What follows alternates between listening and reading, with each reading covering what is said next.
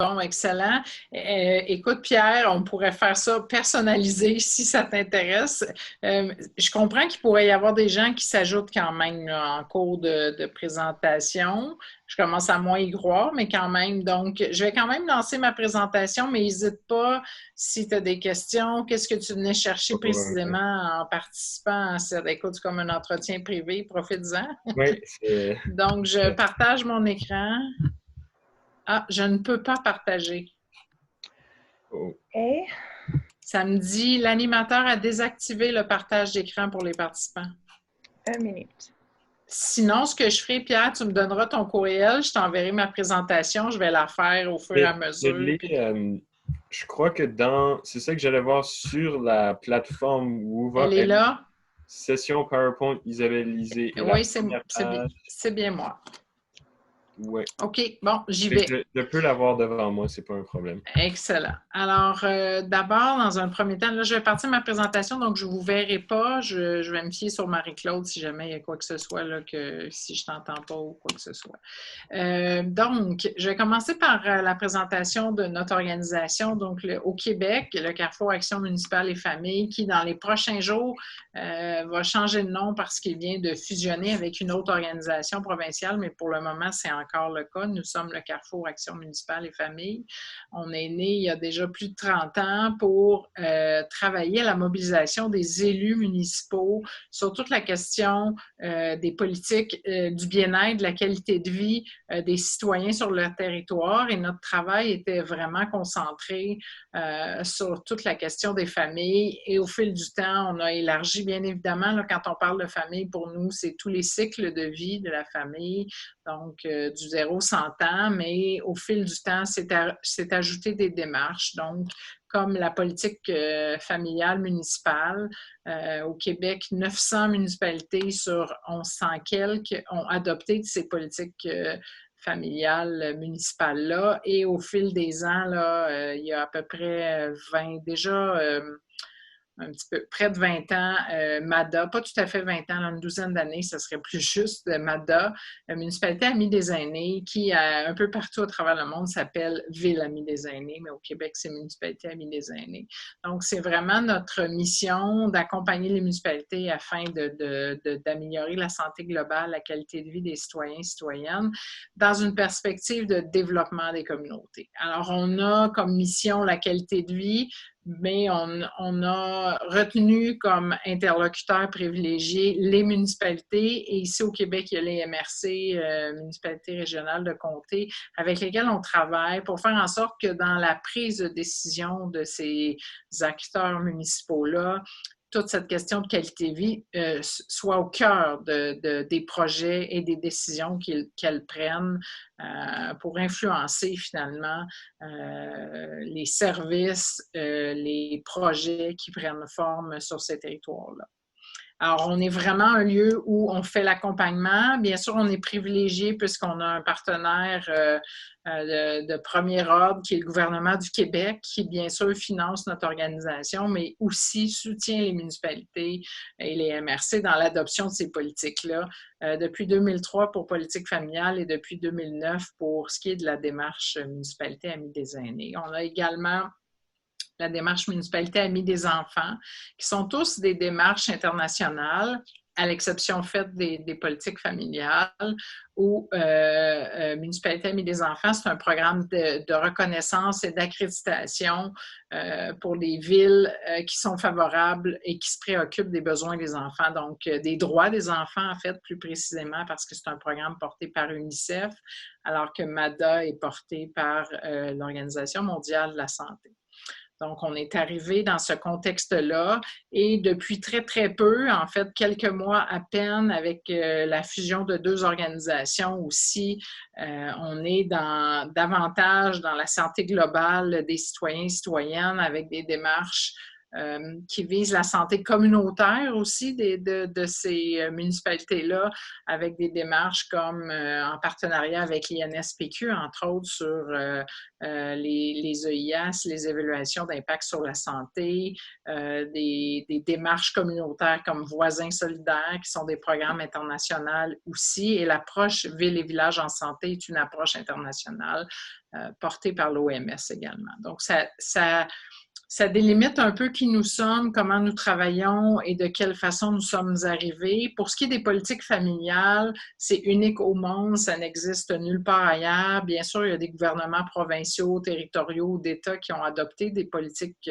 familiales qui sont, ma foi, tout aussi intéressantes ou peut-être à certains égards mieux que ce que nous avons au Québec, mais quand même. Et la distinction, c'est que c'est des politiques qui sont adoptées au plan local et non pas de gouvernement. C'est des gouvernements, bien évidemment, les municipalités, mais ça touche directement le quotidien, la vie, les territoires des familles.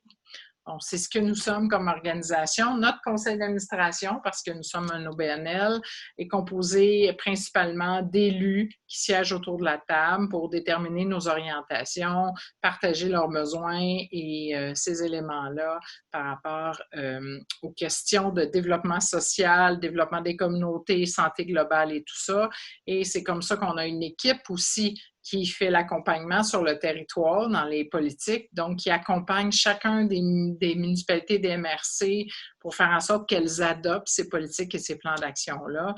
Alors, on a une équipe d'une vingtaine de formateurs qu'on appelle au Québec qui travaillent avec les élus, mais aussi les partenaires des municipalités. Donc, c'est des processus concertés de travail, d'adoption de politiques avec lesquels on est favorable pour influencer et faire en sorte que ces milieux de vie-là soient favorables aux besoins des familles de tout leur cycle de vie. Donc, ça va pour ça. Oui? Oui, bien, donc, l'OMS est partenaire de votre organisme?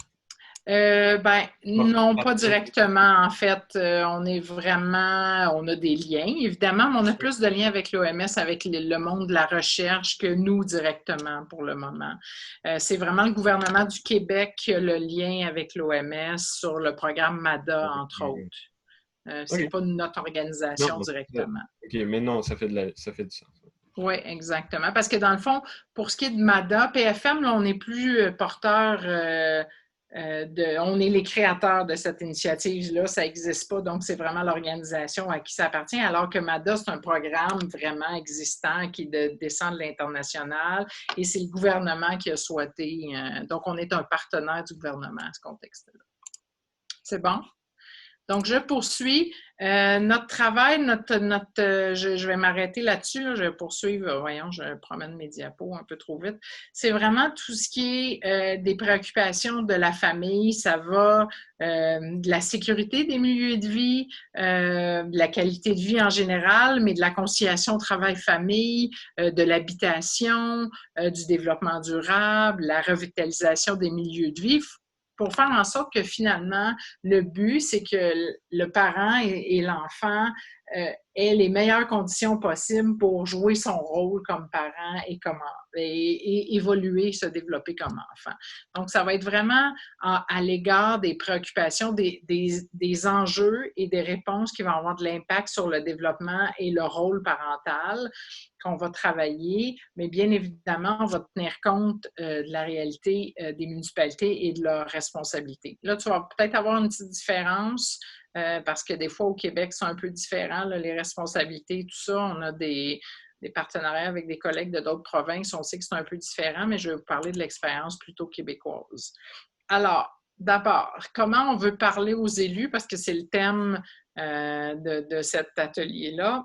Bien, il faut le connaître, son partenaire. C'est la première chose qu'il faut faire pour pouvoir travailler avec l'élu. C'est un gouvernement qui est différent des gouvernements provinciaux. Donc, il faut un peu connaître sa structure, son partenaire, comment il fonctionne. Évidemment, ce que j'ai mis ici, ça concerne le Québec, mais il y a quand même des choses en commun avec d'autres provinces.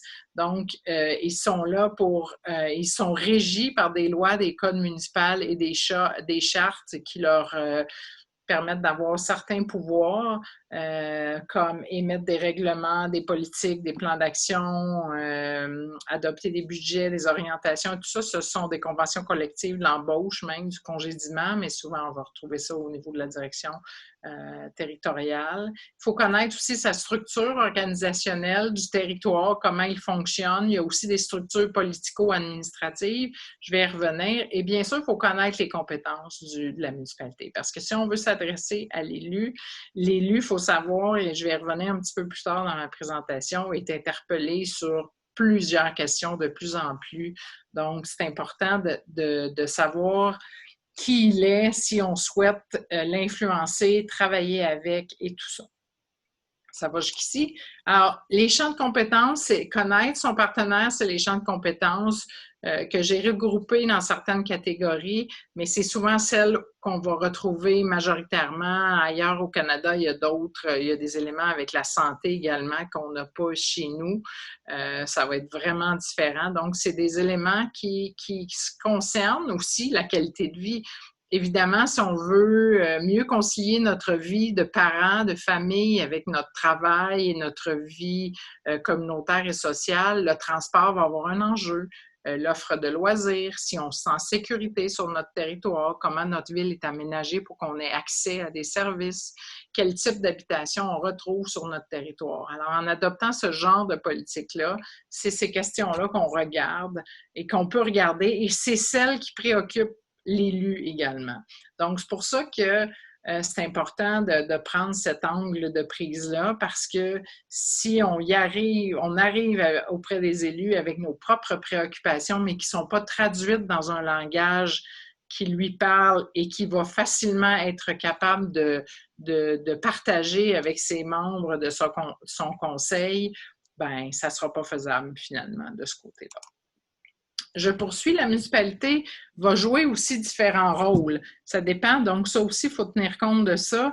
La municipalité va tantôt être leader, c'est elle-même qui va porter, qui va être le maître d'œuvre de la réalisation d'une action, parce que c'est dans ses pouvoirs, ses responsabilités, mais elle peut aussi facilement être partenaire parce que évidemment, elle ne peut pas tout faire non plus, mais elle peut soutenir et on le voit de différentes façons. Mais un partenaire, elle va jouer son part de rôle qu'elle peut le jouer, alors que facilitatrice, elle va mettre à disposition, elle va faciliter, elle va soutenir la réalisation d'une action. Souvent, dans ce domaine-là, ça va être du soutien financier à des organisations communautaires, par exemple, des prêts de locaux, des prêts de services, etc. Mais elle peut aussi être une ambassadrice, c'est-à-dire qu'une ambassadrice, elle va défendre, représenter les intérêts, par exemple, ici on a mis des familles, mais de préoccupations qu'elle a. Elle souhaite avoir un milieu de vie qui favorise cette qualité-là, donc elle peut jouer un rôle d'influence auprès des partenaires sur son territoire, que ce soit des organismes communautaires, des entreprises, des commerces, des travailleurs et tout ça, elle peut également jouer ce rôle-là. Donc, ça aussi, c'est des éléments pour lesquels on peut tenir compte quand on veut parler à des élus, dans quelle position, dans quelle relation on s'inscrit avec l'élu et la municipalité pour faire avancer, parce que si on veut travailler avec elle, c'est qu'on a un objectif de faire avancer, faire changer quelque chose. Donc, on peut facilement situer le rôle qu'on souhaite que la municipalité joue. Et c'est facilitant de le faire comme ça parce qu'elle sait à quoi s'attendre. Souvent, les municipalités ont malheureusement peur de se faire que demander de l'argent. Alors, de voir qu'on peut leur faire jouer un rôle, prédéfinir certains éléments, c'est très aidant, c'est facilitant pour l'élu. Je vais revenir sur l'élu précisément un petit peu plus tard dans ma présentation. J'y arrive justement. L'élu, ce sont son rôle, ses rôles majeurs, principal, développer, surtout gérer, évidemment, l'adoption de budget, les fonds publics, etc. C'est une grosse portion de son rôle. Et évidemment, l'autre grande portion, c'est d'être à l'écoute et d'être le porte-parole des citoyens qui l'ont élu et tout ça. Mais après qu'on s'est dit tout ça, l'élu arrive en politique, c'est la beauté de la démocratie, arrive avec un bagage qui lui est personnel, des préoccupations qui lui sont personnelles également, et c'est un ensemble de citoyens qui forment le groupe, le conseil municipal. Alors, chacun arrive avec ses préoccupations, ses enjeux, ses besoins, sa vision de son rôle et tout ça. Alors, oui, il faut connaître l'appareil municipal, mais il faut connaître aussi notre élu. Donc, il arrive avec quelles préoccupations, quel bagage, quel dossier porte-t-il? Et à travers tout ça, on va pouvoir venir placer des éléments. S'il est bien à l'écoute, là, je vois qu'il manque une petite apostrophe, à l'écoute de son milieu, ben c'est peut-être en faisant des liens dans notre façon d'être stratégique dans la présentation de nos enjeux, de notre préoccupation, de notre travail, qui pourrait être collé sur ce qui se vit dans ce milieu-là, sur ce territoire-là. Donc, ce sont tous des pistes qui peuvent être intéressantes pour avoir une meilleure collaboration et poursuivre le travail avec nos acteurs municipaux, surtout politiques, parce que oui, il y a l'élu, mais il y a aussi l'administration. On en parle un peu moins aujourd'hui, mais je pense que c'est important de faire le pont aussi. L'élu est de passage dans sa communauté. Il ne peut ne pas revenir après 4 ans, mais l'administration poursuit. Donc, il ne faut pas que travailler auprès de l'élu. C'est fondamental parce que c'est celui-ci qui prend la décision finale et qui donne les orientations, mais l'administration va être tout aussi importante parce qu'elle perdure dans le temps, souvent beaucoup plus longtemps que l'élu, et donc elle garde une certaine forme de développement aussi, et s'influencent mutuellement, l'élu et l'administration. Donc, c'est tout aussi important de travailler avec l'administration que le politique pour toutes ces bonnes raisons. Ça va jusqu'à maintenant? Là, j'essaie de faire ça vite, là. Ben oui, ça, c'est majeur. On va le voir dans les prochaines. Les municipalités ont tous les mêmes mandats, les mêmes responsabilités. La loi les cadre de la même façon. Puis quand on parle de santé mentale, qu'on parle de santé globale, qu'on parle de qualité de vie, ça se résume dans les lois québécoises en un seul mot, c'est le bien-être. Donc, à l'intérieur de ça, comment on peut placer bien des éléments, c'est tout à fait vrai, mais c'est large en même temps, toute cette question de santé. Alors, comment on peut y arriver? Bien, ça dépend de chacune des réalités. C'est là aussi où je reviens principalement à la meilleure connaissance qu'on peut avoir de chacune des réalités des territoires qui vont être différentes. Ils ont une identité propre, des territoires définis, une organisation qui va être différente, des postes similaires, mais en même temps différents, qui aussi vont représenter les préoccupations du territoire, des situations économiques tout à fait différentes, des conventions collectives différentes, des priorités, des politiques différentes. Il commence à avoir certaines politiques, règles, procédures qui s'étendent à plusieurs municipalités, mais qui quand même vont prendre la couleur du territoire pour tenir compte des enjeux qui sont présents sur ces territoires-là. Donc, il y a aussi des spécificités entre le monde urbain, le monde rural, les distances, la dévitalisation, le nombre d'acteurs, de partenaires. Trop, c'est comme passé. Il faut quand même connaître quels sont les autres acteurs avec qui ils travaillent. Est-ce qu'il y a moyen de faire des alliances pour mieux travailler ensemble? C'est ce que cherchent davantage les élus. C'est dans ce contexte-là aussi qu'elles adoptent des actions, des politiques surtout, et pour l'accessibilité des services également. Là, dans le monde rural, on s'entend que les distances sont plus grandes, donc l'accessibilité est plus difficile parce qu'il y a plus de déplacements, mais il y a aussi moins de services. Donc, il y a beaucoup de gens qui vont se déplacer vers des villes centrales, des pôles et tout ça pour avoir accès à des services, surtout. On le voit en jeune âge pour les parents avec de jeunes enfants, mais on le voit aussi chez nos aînés vieillissants qui veulent avoir accès à d'autres services. C'est un phénomène qui est très, très présent dans le nord du Nouveau-Brunswick, où tout le monde se déplace vers Moncton, Fredericton, Saint-Jean, les trois villes. Absolument. Oui. Fait que je l'ai vu, ça. Puis il y a des façons. Oui, puis ça se vit, tu sais, à plus petite échelle, là, tu parles de centres urbains plus grands quand même, mais je vais penser à un territoire, par exemple, au centre du Québec, où, tu sais, c'est des petites municipalités de 700-800 personnes qui vont finalement se retourner vers Victoriaville pour nommer celle-là, qui est une ville de 40 000 habitants OK, approximativement. ouais, ouais. Donc ça aussi, ça se vit. Puis là, c'est toute la difficulté du peu de revenus, du peu de moyens pour quand même offrir des services Puis et permettre ouais. Puis il y a de aussi garder nos aînés. il y a aussi des infrastructures qui sont laissées comme des écoles vides Absolument, et beaucoup trop grandes. absolument, absolument. Où là, le partenariat est gagnant entre municipalités, mais c'est à géométrie très, très variable. Je connais un peu le Nouveau-Brunswick, mais pas très en finesse dans ma lecture. Mais il reste qu'il y a des façons de travailler, il y a des programmes qui descendent du gouvernement qui font en sorte qu'on est plus avantageux de travailler solo qu'en partenariat avec les autres. Donc, dans ce cas-ci, malheureusement, ben, ça fait que tu vas avoir moins le goût. Puis, je m'excuse, mais la culture de la guerre du clocher existe encore dans certaines municipalités. Je ne peux pas parler pour le Nouveau-Brunswick, mais je peux assurément parler pour le Québec. C'est sûr et certain que c'est présent. Donc, ça, c'est soit jamais dans ma cour ou juste dans ma cour. Ça arrive très régulièrement et malheureusement, on gagnerait à travailler davantage ensemble. Donc, dans le milieu urbain, il va y avoir l'arrimage, la cohérence des acteurs parce qu'il y en a plus. Puis, des fois, c'est un avantage, mais c'est un inconvénient, l'exclusion, l'individualisme, ce qui peut être avantageux.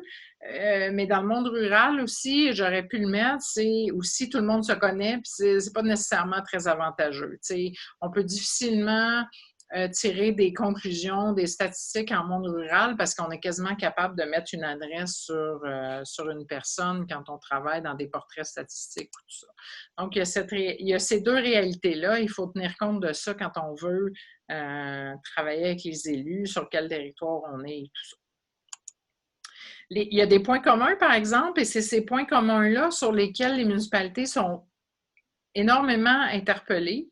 Parce que ce sont des enjeux de société beaucoup plus grands qu'elles, donc qui concernent la société, que ce soit canadienne, québécoise ou autre, ontarienne, du Nouveau-Brunswick et tout ça. Ce sont des phénomènes de société générale qu'on pense au vieillissement de la population, la pauvreté, les enfants, ça peut être leur développement, ça peut être la naissance, les familles, la question du travail, des parents, des familles recomposées, monoparentales, la question du temps, qui est la même chose pour tout le monde, et toute la question du bénévolat. J'aurais pu en mettre, là, on pourrait en nommer. Je suis certaine qu'il y en a que tu pourrais nommer sur ton territoire qui sont différentes. Mais c'est à travers ces enjeux-là et autres qu'on peut identifier sur notre territoire qu'on peut avoir des angles intéressants de travail avec les municipalités en faisant le lien entre leur champ de responsabilité et ces enjeux-là qui concernent l'ensemble de la société québécoise. Il y a des défis aussi, des problématiques. Je ne l'ai pas mis au pluriel, mais j'aurais pu. Il y a une demande croissante hors des champs de compétences, c'est-à-dire qu'on vient de plus en plus de partenaires qui viennent cogner à la porte de la municipalité parce qu'elle a un leadership sur son territoire, parce qu'elle peut changer les choses, elle a des sous, des revenus également. Donc, ça reste intéressant, mais le nombre d'acteurs, de partenaires qui souhaitent travailler avec la municipalité, c'est incroyable. Nous, on le vit au quotidien comme organisation, le nombre d'organisations qui souhaitent avoir accès à notre réseau, parce que notre réseau, ce sont des municipalités membres des MRC, c'est incroyable. C'est intéressant, c'est positif, mais en même temps, il faut faire en sorte qu'il y ait une certaine concertation, mobilisation, parce que ça peut avoir un effet inverse auprès de l'acteur municipal, de dire, ben là, trop, c'est comme, je suis plus capable, je peux pas tout prendre ça. Il reste que la source, l'autre point, c'est la source de revenus qui est peu diversifiée auprès des municipalités. La principale source de revenus étant les taxes. Donc, et ils n'ont pas le droit de faire de déficit non Ouais. plus. Donc, Je me tout demandais ça, oui. une, une demande croissante, c'est des demandes de particuliers, de groupes isolés qui demandent de l'argent à la municipalité? C'est beaucoup des organismes communautaires, des préoccupations. Par exemple, il y a des groupes qui ont été formés, entre autres, au Québec. Là, je pense à toute la question des saines habitudes de vie, l'obésité qui est un problème majeur. Donc, il y a plusieurs acteurs de concertation qui ont été mis en place pour travailler ensemble, qui ont porté fruit. Là. Il y a eu des changements majeurs, je trouve, au Québec avec ces coalitions-là, ces regroupements-là et ces partenaires qui ont été mis en place, mais qui finalement se retournent vers la municipalité pour dire, bien, toi aussi, tu as un rôle à jouer, c'est vrai, mais à ta minute, il faut que je m'inscrive dans mon pouvoir à moi et non pas dans le tien comme partenaire. Donc, c'est cette relation-là. Donc, on peut parler de saines habitudes de vie, c'est majeur, je pense que c'est important, puis nous, on est convaincus que la municipalité a son rôle à jouer. D'ailleurs, il y a plusieurs environnements municipaux qui ont changé dans ce contexte-là. Tu sais, je peux donner plein d'exemples. Les abreuvoirs, par exemple, c'est pas parfait encore, on s'entend, il reste beaucoup de chemin à faire, mais il y a une prise de conscience. Puis, c'est par l'adoption de certaines politiques, de présence de certains acteurs qui viennent les soutenir, les influencer dans ce rôle-là, qui fait en sorte que la municipalité va finir par adopter des mesures qui vont être favorables dans ce contexte-là. On peut parler de nourriture dans les machines distributrices, toutes les casse-croûtes qu'on avait au Québec. Il reste encore du chemin à faire là, dans les arénas, mais il y a quand même une évolution de quelque chose, une prise de conscience. Ouais. La beauté de l'affaire, c'est qu'il y a ça. C'est pour ça que je parlais beaucoup de l'administration tantôt, parce que les élus sont de passage. Donc, ça peut être à recommencer totalement au bout de 4 ans. C'est pas gagné à l'avance. C'est pour ça que c'est fort important de travailler avec l'administration. Si on n'influence que le politique, on risque de perdre un peu. Il faut aussi travailler avec l'administration. Parce que lui, il reste après, puis il va pouvoir soutenir, faire un transfert de connaissances. Tu sais, des fois, on sait, là, la gang politique, qui est un anglicisme chez nous, mais quand même, c'est ça, c'est qu'ils vont peut-être vouloir tout jeter à la poubelle, ce qui est des élus précédents. Ah oui, puis le politique se veut aussi de faire des actions pour qu'on se souvienne de lui, pour gagner le prochain. Exactement. Il ne faut jamais oublier que le politique est là pour se faire élire. Je suis assez à jour. Puis des fois, c'est presque un manque de maturité quand on les voit promettre des réductions des listes d'attente ou des projets à très court terme. Vraiment. Mais l'objectif d'avoir des projets à court terme, c'est de se faire élire, malheureusement. Oui, ça brille et ça attire l'attention. Tout à fait. Puis la différence dans le domaine du social, c'est souvent sur du long terme. C'est du plus long terme qu'on voit des changements. Il y a des choses qu'on peut faire à court, moyen terme, mais il y a des changements qui doivent se faire sur une plus longue période. Donc, souvent, c'est moins gagnant pour l'élu. Alors, si on est capable de scinder notre vision, notre façon, notre objectif en plusieurs étapes, puis de voir le cheminement, tu vas atteindre ceci, cela et tout ça, bien là, on risque de gagner. Là, je vous dévoile des secrets après-midi. J'aime ça, c'est bon. Mais c'est vraiment comme ça qu'il faut travailler. Il faut vraiment se mettre dans la peau, à la place de l'élu, dans son rôle. Il est là pourquoi, il travaille comment, il cherche à atteindre quoi, puis de trouver comment, à travers ça, on peut ensemble atteindre nos objectifs. Parce que je pense que dans le contexte actuel de la COVID et autres, ou sans COVID, le citoyen se sent très près de son élu. Il côtoie à l'épicerie, il côtoie à l'église, au restaurant du coin, à la station de service. Il est donc accessible. Il va l'interpeller sur toutes sortes de questions. Dans le contexte de la COVID, on l'a vu, ça a été encore plus grand, sans dire qu'il jouait un rôle de psychologue, mais c'était pas loin de ça à certains égards, comment il pouvait interpeller sur son élu sur des questions de santé que l'élu avait probablement pas la réponse, mais c'est le lien le plus facile pour le citoyen, le plus près, le plus représentatif de sa réalité pour lui, en tout cas. Donc, c'est comme ça qu'il faut travailler avec nos élus. Je poursuis, il y a des barrières territoriales également aussi. c'est effectivement vrai.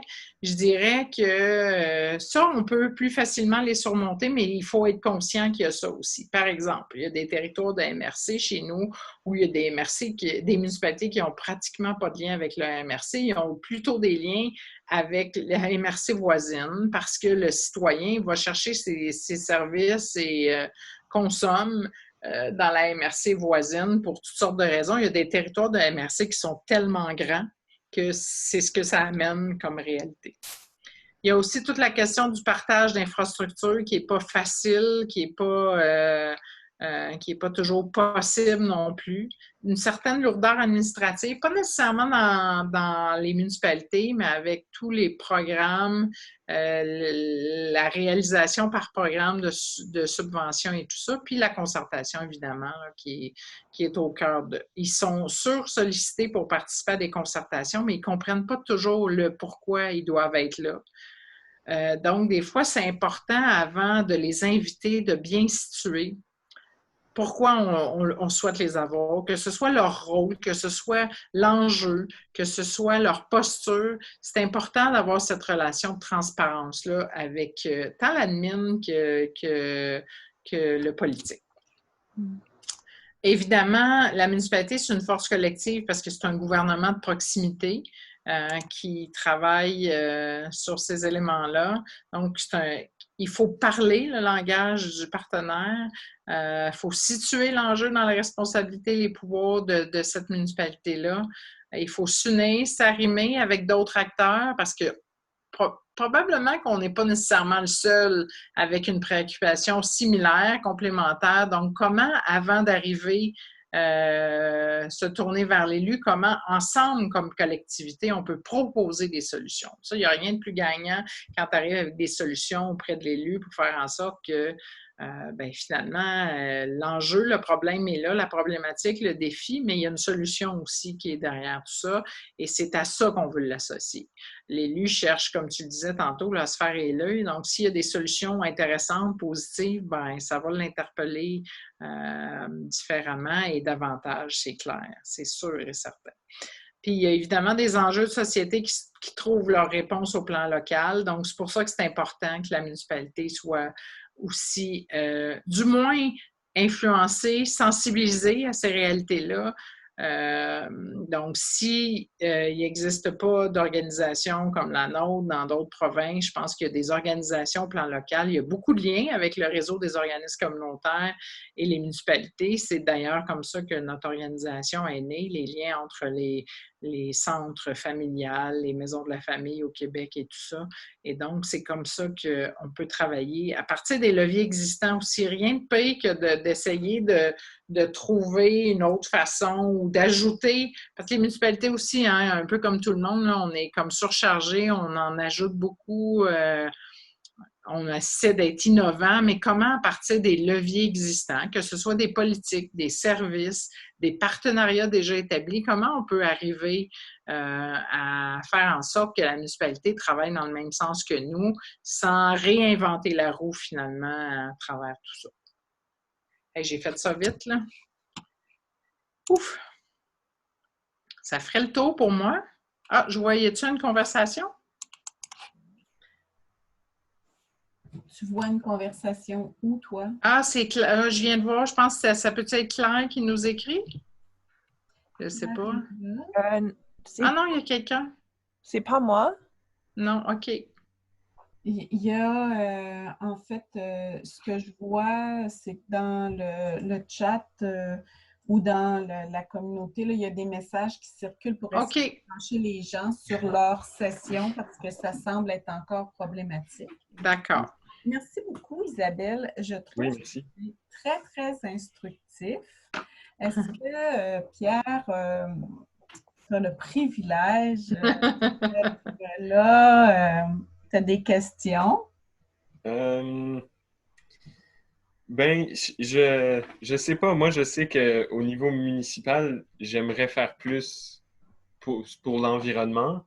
Puis, je cherchais aussi, j'ai choisi cette session-là parce que je crois beaucoup en donner une voix aux jeunes. Surtout absolument. 16, 17, 18 ans, c'est à cet âge-là où on commence à comprendre le monde dans lequel on vit et qu'est-ce qui se passe autour de nous. Mais c'est beaucoup plus valorisant de pouvoir faire une différence. Mais non, c'est des bons outils. Puis j'aime quand même les quatre rôles au début de la présentation, les 4 mots leadership, partenariat, facilité.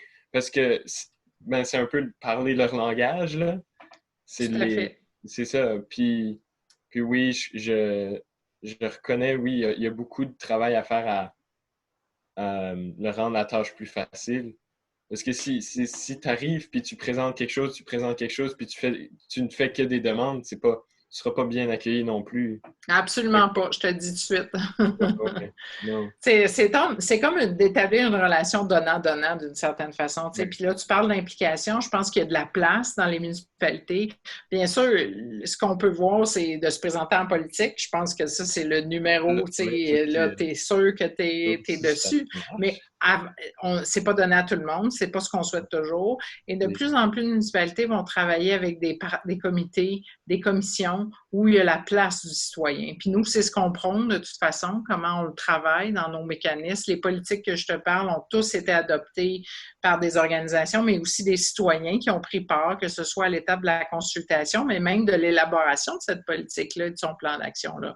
Bien sûr, en bout de piste, c'est l'élu qui a le dernier mot, mais c'est un processus vraiment concerté. Donc, tu peux voir à travers la structure des municipalités s'il y a des endroits où tu peux t'impliquer pour influencer ces éléments-là, que ce soit l'environnement ou autre, effectivement. Puis il y en a de plus en plus. Je pense qu'il ne faut pas non plus négliger, malheureusement, c'est peu le cas. Trop de conseils de ville ont peu de citoyens présents pendant leurs séances. Oui. C'est dommage.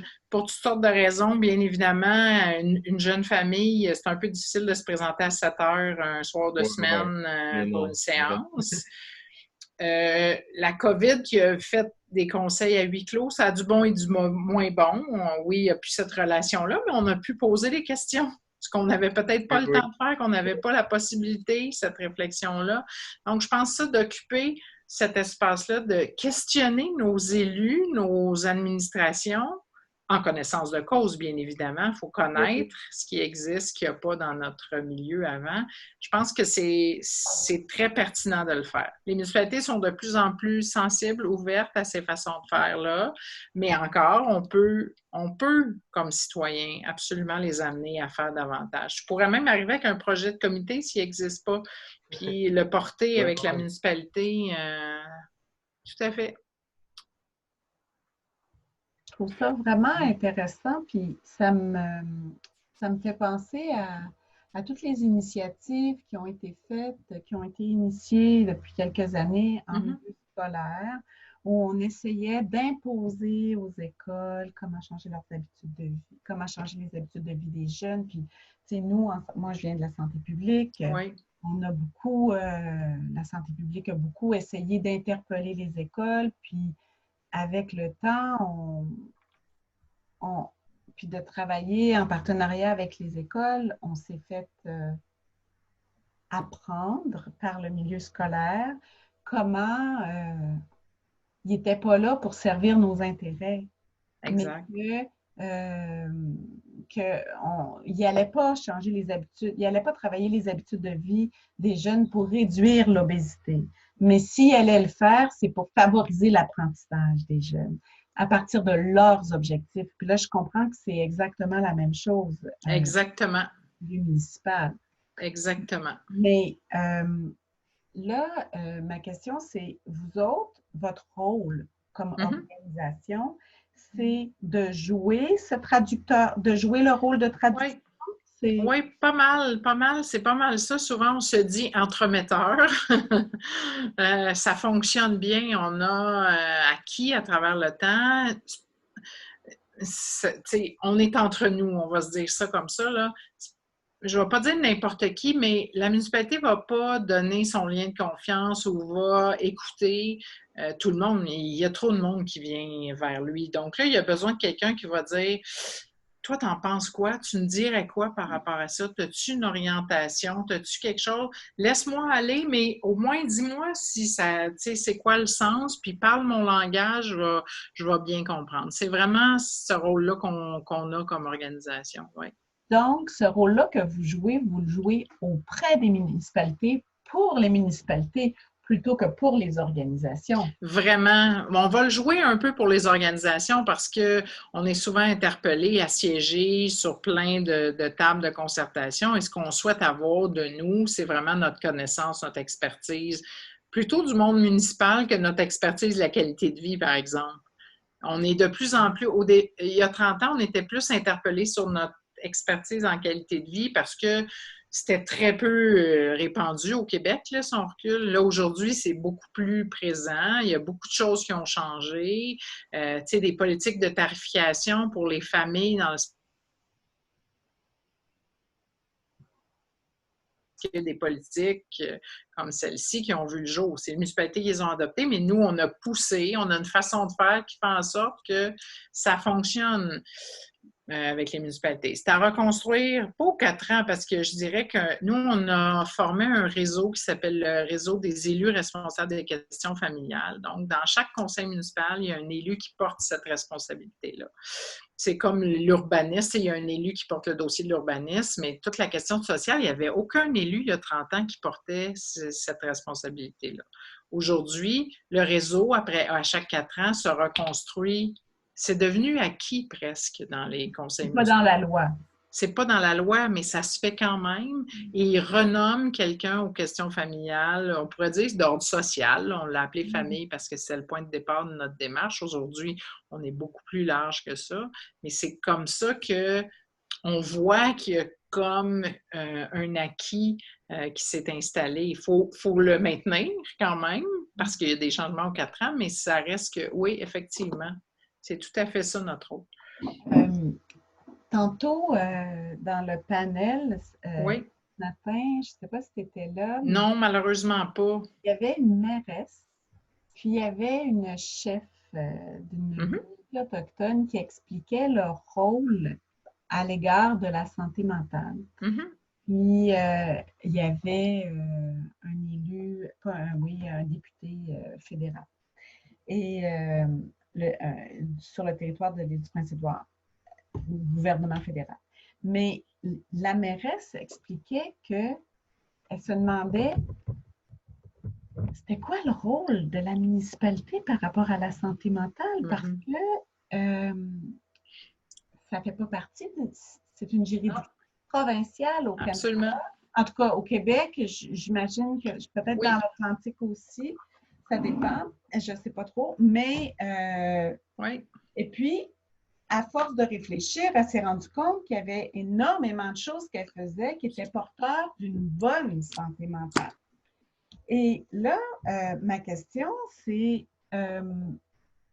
comment on peut emmener quelle perception on a dans les municipalités de la santé mentale? Comment on la définit? Parce que c'est mon champ d'expertise, je fais plein de revues de littérature là-dessus. Puis, dans le monde municipal, si je cherche dans la littérature, on ne parle pas de santé mentale. Non. Pourtant, il y a un ensemble d'actions qui sont faites, des parcs verts, qui relèvent des compétences municipales, qui ont un effet majeur. L'habitation, absolument, la sécurité, le loisir. La santé mentale. Oui. Comment emmener les élus, ou est-ce que les élus ou les municipalités peuvent se définir en termes de santé mentale, ou comment ils définissent la santé mentale? Souvent, ces questions... Oui, c'est une très bonne question, puis il y a plusieurs directions qu'on peut donner à cette réponse-là. Je vais essayer d'en donner plusieurs. La première qui dit comment, souvent, c'est des questions personnelles. On revient au fait que qu'est-ce qui préoccupe l'élu dans ce territoire-là? Les municipalités, je vais donner un exemple qui n'est pas tout à fait relié à la santé mentale, mais qui n'est pas loin pour moi. Un milieu de vie accessible quand on parle aux enfants, qu'on pense des enfants à besoins particuliers, par exemple. Soit handicapés physiques, visuels, tous les types d'handicap. ben, il y a des territoires où ça a drôlement bougé, mais il y avait un élu qui vivait cette situation-là. Donc, le premier point, ça va être ça. C'est dommage, mais c'est un peu comme ça. Je pense entre autres à la mairesse de Rivière-du-Loup qui a une belle relation avec une organisation en question de santé mentale au Québec qui est vraiment intéressante. C'est un lien où ils ont facilité la mise sur pied d'une organisation, d'une maison, etc. Là, je n'ai pas tout le projet en tête. À tes souhaits. Donc, tu sais, ça va être ça, la préoccupation de l'élu. Après ça, ben, tu le dis toi-même très bien, c'est que c'est pas direct, c'est souvent de l'indirect, c'est l'environnement. On fait souvent référence à l'environnement quand on est dans ces domaines-là. La municipalité, c'est un milieu de vie, donc comment, dans son milieu de vie, puis si tu te réfères aux 4 rôles, ça va aussi aider comme ambassadrice, est-ce qu'elle y croit, est-ce qu'elle va porter ces messages-là? Donc ça, c'est un premier niveau. Comment elle peut faciliter? Ça va y donner une gradation parce que ça fait peur. L'autre point, c'est que ça fait peur aux municipalités. Au Québec, du moins, là, je n'ai pas tout le portrait canadien, mais ça fait peur parce que la santé, ce n'est pas une responsabilité municipale, puis ils sont tannés de se faire pelleter des affaires dans leur cours sans rien. C'est plate comme ça, mais c'est cette réalité-là. Alors, pour ça qu'il faut actuellement, à moins qu'on ait des programmes de soutien financier qui leur permettent il faut trouver vraiment l'angle de prise de ce qu'elles font qui va faire en sorte que ça donne une réponse. Puis là, ils vont dire « Ah oui, ça a cet effet-là. » Ils sont, tu sais, comme je le disais, c'est un peu la démocratie, mais ils n'ont pas toutes ces expertises-là, ces connaissances-là, les élus qui sont autour de la table. Même le fonctionnaire qui travaille à la ville a eu une formation en loisirs, en administration, pas une connaissance sociale fine, c'est pas une critique, c'est un fait. Donc, comment nous, on peut les nourrir, les alimenter, leur faire prendre conscience de ça, mais en restant dans leur bulle à eux? Parce que si on les fait sortir, ils ne sortiront pas. Et ils ne peuvent pas sortir parce qu'à un moment donné, bon, tu sais, il y a une question de responsabilité de fond. Là. Il y a des municipalités au Québec qui ont réparti leur budget dans les postes obligatoires de déneigement, d'entretien, il peut leur rester quelques milliers de dollars à peine pour des projets comme ceux qu'on parle aujourd'hui. Donc, il faut comme un peu situer ce qui leur appartient, ce qui ne leur appartient pas, avec qui ils peuvent travailler, comment ils peuvent arriver à leur objectif. Il faut avoir tout ça avec nous pour pouvoir leur présenter des éléments. Je ne sais pas si la réponse est complète. La réponse est complète, c'est très oui. intéressant. Et mais je comprends que vous êtes comme organisation, une organisation pilier, là. Je dirais que oui. Tu sais, puis au Québec, il existe d'autres organisations municipales. Juste pour situer un peu le portrait, il y a l'Union des municipalités du Québec et la FQM, Fédération québécoise des municipalités. Ces deux grandes unions-là qui regroupent, je dirais, probablement l'ensemble des municipalités ou pas loin, sont plus là sur le volet légal, administratif, représentation de ce que doivent être ces gouvernements-là. Après ça, il n'y a que nous qui est comme dans le domaine social. Il existe une autre association, mais qui est plus pour les administrateurs de loisirs, donc l'Association québécoise du loisir municipal. Donc là, ça va être les travailleurs en loisirs qui ils vont avoir des préoccupations qui sont similaires, mais pas tout à fait, parce qu'on a la porte, on a une vision de loisirs, de représentation et tout ça. Donc, effectivement, on est un acteur. Oui, je pense que oui. J'ai pas le goût de dire non. ouais. Oui. Oui, je me demandais, peut-être que ma question s'adresse plus à Marie-Claude, mais est-ce qu'on observe qu'il y a plus de défis ou de problèmes reliés à la santé mentale dans des régions plus petites ou plus reculées? Parce que c'est une impression que j'ai un peu, probablement par biaisée, parce que j'ai l'impression que dans les communautés plus recluses, il y a des communautés, il y a plus de drogue, il y a plus de mauvais comportements, il y a des jeunes qui font n'importe quoi, par manque de divertissement ou d'infrastructure.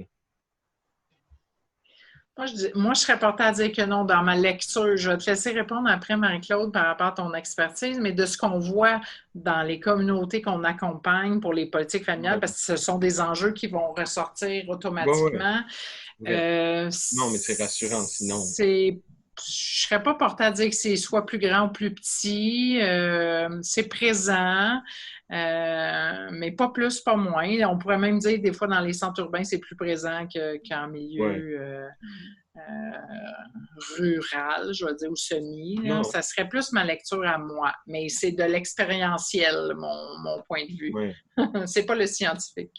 Moi, j'ai pas les données statistiques pour appuyer tout ça sous les yeux, mais statistiquement parlant, un cas sur 100 personnes ou un cas sur 10 000 personnes, c'est juste un cas, mais celui sur 100 personnes apparaît plus gros. Oui. Ah. Déjà, il faut relativiser les choses. Puis, je dirais que la santé mentale est tributaire d'un ensemble de déterminants. La présence de soutien social, la présence de possibilités dans les milieux, la présence d'inégalités sociales, l'accès à l'éducation, la pauvreté des familles. Donc, les milieux où c'est très présent sont certainement des milieux où il y a plus de difficultés de santé mentale, mais de difficultés tout court. Puis, ça arrive, comme Isabelle disait, autant en milieu urbain qu'en milieu rural. Il y a des milieux bien structurés qui offrent plein de possibilités. J'ai plein d'exemples. De petites municipalités qui font des clubs pour les jeunes. Non, mais c'est rassurant qu'il n'y ait pas de généralité. Comme il n'y a pas de... Non. Il n'y a pas de disparité non plus d'une certaine... Non, c'est ça. C'est rassurant. Puis, ça m'amène à un point de la réponse que tu formules, Marie-Claude. C'est de dire que souvent, on travaille, on pense en silo. Hein? Malheureusement, là, on le sait, on l'entend beaucoup. Tous les éléments que tu as nommés, pauvreté, etc., sont aussi des facteurs de risque pour le développement des tout-petits. Sont aussi des facteurs de risque pour nos aînés. Donc, comment, quand on pense santé mentale, on peut avoir aussi des impacts positifs. On travaille sur la santé mentale, mais on a un impact positif sur l'ensemble. C'est ce sur quoi on a dû le plus se défendre, entre guillemets, parce qu'on faisait adopter des politiques familiales. Puis là, des fois, les élus, mais moi, ceux qui n'ont pas d'enfants, ceux qui étaient, tu sais, mais attention, les mesures que tu adoptes ont aussi des effets sur l'ensemble. C'est les qui rapportent du revenu. Exactement. Donc, c'est toujours cette façon de penser-là qu'il faut avoir. Même si on est très spécifique, il faut être capable de démontrer notre spécifique, l'impact. Parce que c'est ça, l'élu. Lui, c'est l'ensemble de sa communauté. Il ne veut pas se faire taxer de privilégié ou dans le contexte actuel, encore moins davantage. Donc, il faut comme se situer dans cet ensemble-là. Merci beaucoup. Ça me fait plaisir. Je finirais en disant que tu disais tantôt, les municipalités se font de plus en plus interpeller. Mais en santé, on a compris, ou on comprend mieux depuis quelques années, que les déterminants de la santé ne sont pas dans les soins et services. Absolument. Les soins et services, c'est un des déterminants. Oui. Malheureusement. Puis là, on comprend que c'est dans les milieux de vie que sont les plus puissants déterminants au niveau des politiques publiques aussi, comme je disais tantôt dans ma présentation ce matin.